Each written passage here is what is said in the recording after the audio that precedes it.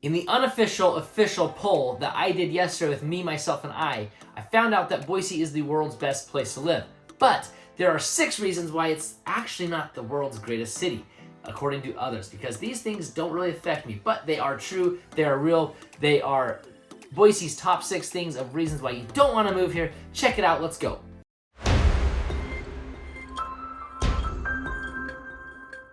Hi, in case we don't know each other, I'm Brian Hymas, realtor here in the Boise area with Brian Hymas Real Estate at Boise Premier. We probably know each other by now, but if we don't, and this is your first video, then you're gonna think, man, do I even like my city? I've done a ton of videos about why Boise is so great. This is the first one really about straight bad reasons about Boise. I've done some pros and cons, but that includes the pros. This is all cons. 6 reasons, original content coming at you about the 6 reasons why you may not want to move to the Boise area.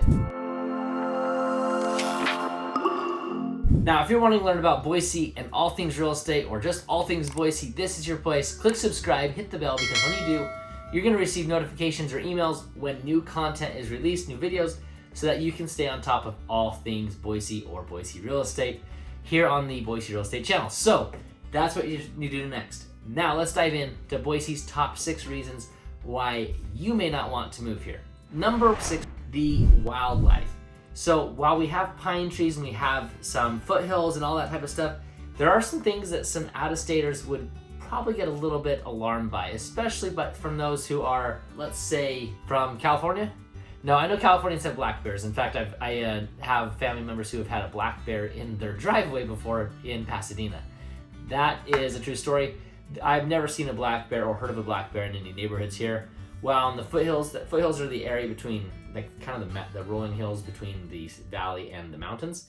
The foothills, there's all sorts of wildlife, you could call it.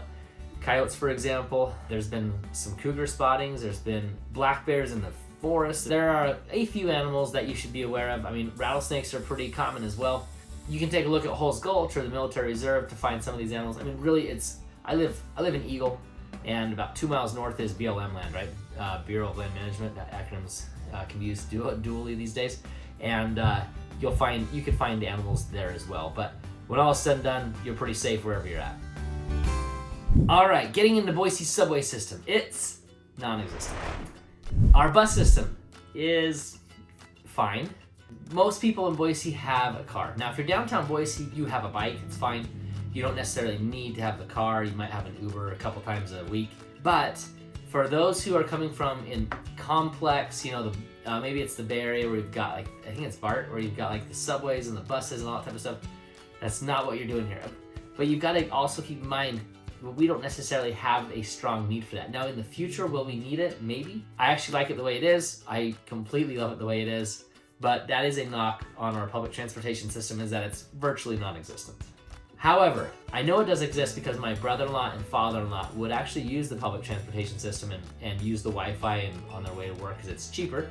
And when you're doing it every day, day in, day out, just go, plan a few minutes early, whatever that time is that takes you to get downtown or wherever it might be, and work on the bus and kill 2 birds with 1 stone. Number 4 is probably our most prevalent problem here in Boise, and that is our roads. I know they're doing their best here, but with the growth that we're experiencing, it's requiring a ton of construction.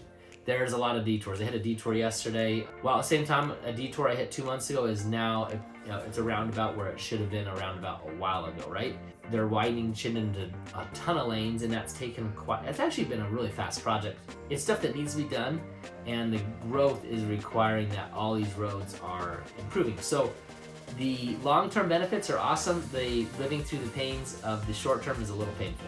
Don't forget to hit that subscribe button and then hit that bell. What that does for you is it lets you know when those new videos are released, because these videos are all about Boise and the area around here and all things real estate, so that you can be in the know when new things are released. So hit that subscribe button and tap that bell. Number 3, no professional sports teams. Okay, we love our Boise State football, we love our Boise State basketball, the NBA, Major League Baseball, NFL, they're just not here. Rumor had it we were going to get a soccer team at one time. The Boise Hawks are a single A affiliation. They're in the Pioneer League now. They were in the another league earlier. We have Idaho Steelhead, that's hockey, that's minor league. We've won the championship a couple times in the last 10 or 15 years. We have Boise State football. You probably know Boise State football. The blue is pretty famous. And, you know, for us, it's pretty normal, but for everyone else, it's kind of a sight. It's like, whoa, that's kind of cool. And it's just funny because that's what we grew up with, right? And so Boise State football, Boise State basketball is also a hit too. We used to have Idaho Stampede, that was the CBA, and now they have gone elsewhere. They're in Salt Lake. So we don't have any sports teams, while at the same time, we do have sports to get behind. And we love rooting on our home teams. You know, college football Saturdays are a big deal here. Boise State basketball is a big deal, especially on winning seasons because the fan population can come and go on that one. I mean, we love our teams, but we definitely don't have a professional sports team.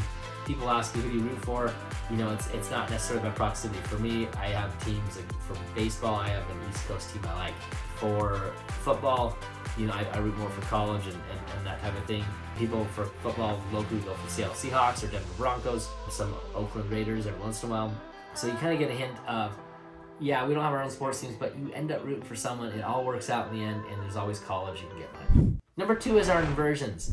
Now, what's an inversion? An inversion essentially is when you've got a valley, and somehow, some way, the science works out that the cold air gets trapped below, and it's hotter on top. And what that does is, it actually, like when you drive, the exhaust and the carbon and all that type of stuff, it'll get trapped. And so it gets this kind of musty, polluted feel for just a little. It's not even as bad as a normal day in LA, if I'm honest, but it is something to be aware of. When, like, our ski hill is Bogus Basin, and when you have a drive up to Bogus, you'll be in the cloudy, overcast Boise, and all of a sudden you'll hit this midway up through the mountain and just completely sunny and not a cloud in sight. And it's crazy because the inversion is just trapped. All the clouds, everything just trapped in this valley. The mountains that surround it kind of keep it in, and no wind passes through. So when there's a wind, the inversion will go away. These last anywhere from a few days to up to a few weeks. So most of the time, this last winter, for example, we had an inversion for a couple days. Most winters, it's probably about a week. And then we had a winter 3 or 4 years ago where there was like a 3-week inversion.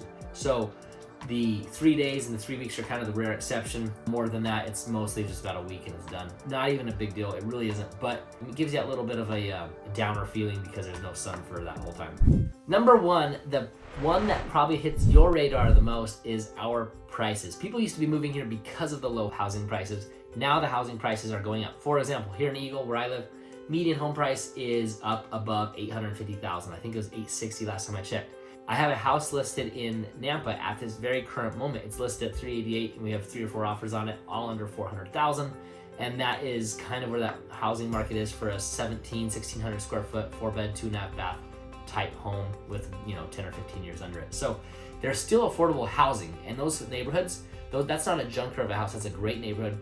Good friends of mine live there, and they're selling, and it's honestly a great place.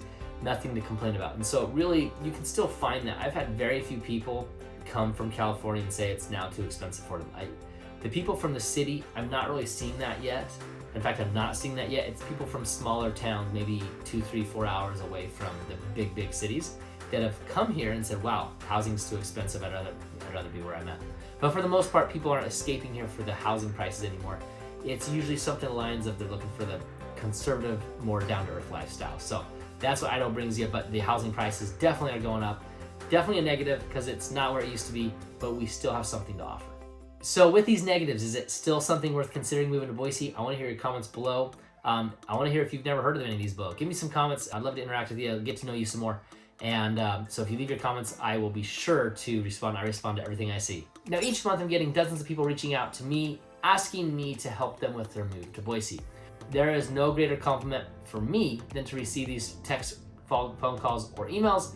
If you are that person, I would absolutely be tickled pink to help you.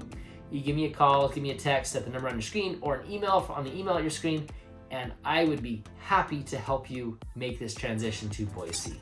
Again, for all things Boise real estate, to be notified right when stuff is released, click that subscribe button and click that bell, and you will be notified right when a new video comes out. Now, to see some of the pros that go along with the cons, you might want to check out Boise's pros and cons video there. That would give you a more comprehensive look. This was a lot of negativity, while at the same time, it's really hard for me to bring out the negative without just touching on the positive. So I hope you enjoyed the cons because they are real. Boise's not perfect, but you know, and there are so many great things about this town. I could go on and on, but go watch the pros video and check it out. See if you like Boise. If If you have any questions, hit me up. If you're moving to Boise, definitely hit me up. Honestly, no greater compliment. See you on the next one. The foothills is pretty, I mean, you can take a look at Holes, what's Holes Gulch or the military too. I've had a few people ask me about public transportation, our subway system. I'm filming! Our road systems are a little bit, saying that you're moving to Boise. I would absolutely love that if you reach out. Man, I'm just a little off today.